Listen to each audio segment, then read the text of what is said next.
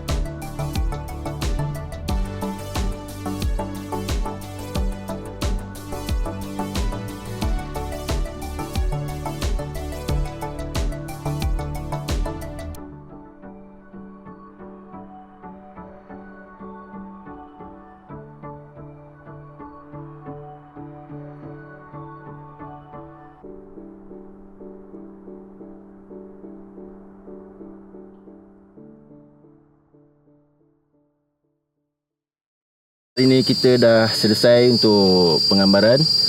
Penggambaran untuk dapatkan footage, aerial, foto dan video untuk kawasan tapak projek ni lah.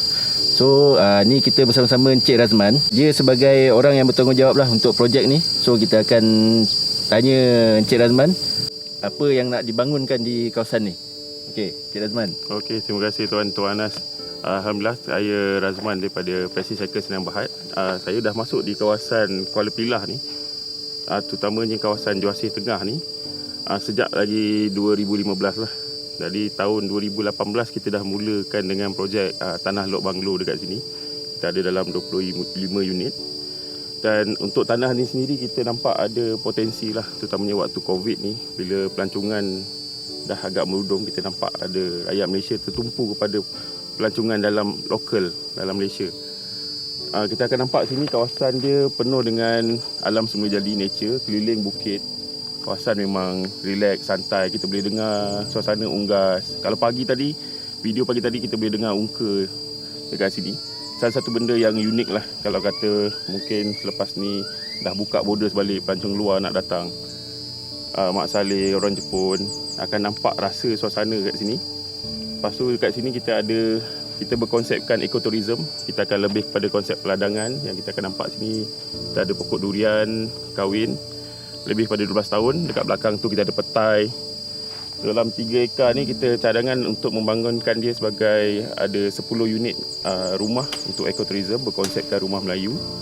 Dan kita akan perkenalkan konsep masakan Negeri Sembilan di sini. Dan kat sini juga kita akan buat mungkin untuk ladang kerbau, kambing. Dan kita ada petting zoo, kita kambing ada arnab, insyaAllah.